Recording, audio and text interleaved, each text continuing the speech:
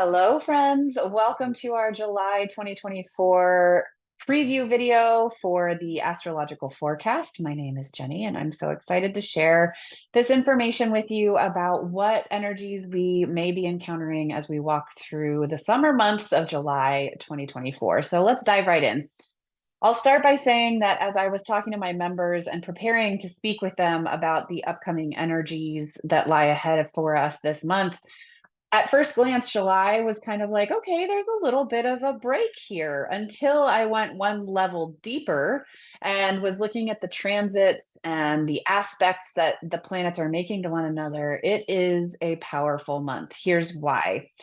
Pluto, which is not necessarily something that we talk about very consistently during Cancer and Leo season, which is the time of year that we're walking through right now, has a major influence on a lot of different things that are happening.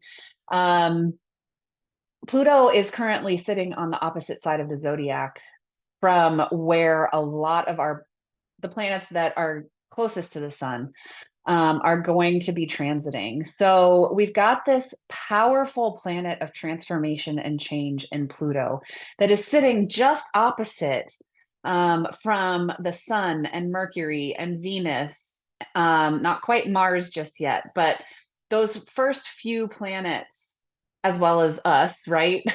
Are all sitting opposite of the power or the planet of power and transformation and of powerful transformation. So there's a lot going on this month that will call on or that will pull against that energy of powerful transition and change. So, how does that manifest for us? In some ways, it could feel like a resistance to change. That's totally fine. But as we're kind of feeling and nudging into that resistance, just know that change is inevitable. It's a part of our world. I say that with a very full heart because I am one of those people that sucks at change. I will just come right out and say it, but I am learning to kind of lean into that a little bit and to try to trust that through the hard things that come with powerful transformation, there's also a lot of beauty on the other side. So change is inevitable. It's a part of our lives. It's honestly one of the biggest things I think we're here to learn as humans in this environment. But a lot of what's going on is going to touch on some of that friction points as all of the planets are kind of making their points to being right across the zodiac from Pluto. So just be on the lookout for that. In the beginning of the month, we have a number of different things going on. We've got Mercury entering Leo, which is the first of the planets to join the party. July is a time when we're talking about Leo season. We're wrapping up Cancer season, which is tied to our emotions, our family lives, our inner worlds, and how we're processing our emotions. Whereas Leo season is all about playful creativity. It's the sign of the inner child. It's passion. It's being in the spotlight. It's allowing ourselves to be in the spotlight and really kind of having fun with it. So we've entered the time of year where we're kind of allowing ourselves to fly free with childlike abandonment and carefree feelings. And so own that, allow that in, because for so much of the rest of the year, that energy is accessible to us. It's just not as easily accessed. So as we walk into Leo season, feel into that, allow yourself to do it. So it starts early in the month on July 2nd, Mercury moves into Leo, but as it does so, it is making that opposition to Pluto. So just a heads up. Then on the 5th, we have a new moon in Cancer. So while we are talking about Leo season, we're still wrapping up our time in Cancer. The new moon is a wonderful time to set intentions around allowing our emotions to integrate, as well as spending more time and more focus and energy on our family lives. On July 11th, Venus moves into Leo. Again, this is happening opposite Pluto. So there's our second kind of friction point with Pluto for the month.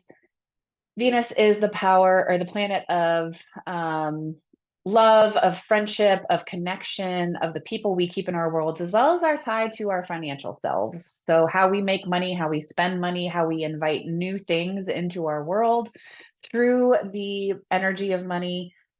So, All of that will be happening on July 11th. And then come mid-month, the sun is making a challenging aspect to Chiron. Chiron is the asteroid which is tied to our most wounded selves, the wound that we carry, the greatest wound that we carry in this lifetime. And so whatever that is for you, just know that you could be kind of facing some of that come mid-month.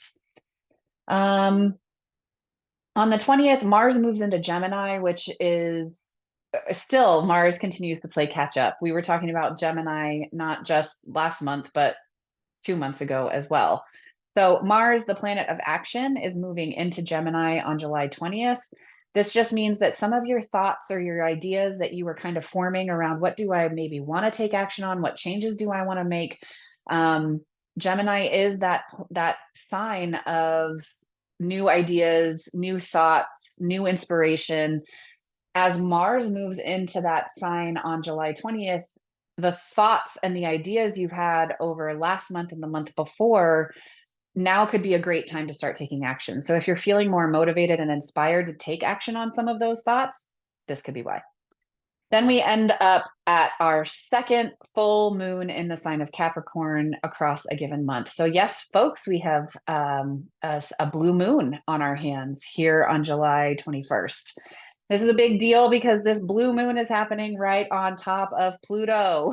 So the normal sleep disruptions that come during a full moon, some of the emotional overwhelm that kind of is characterized by full moons, and the time of release that comes every month with a full moon is just energized even more because it is the second full moon we've had in the sign of Capricorn in 30 days or 31 days, but also because it's happening right on top of that planet of powerful transformation. So come the 21st, just know that there's a lot of dynamic stuff happening in those skies.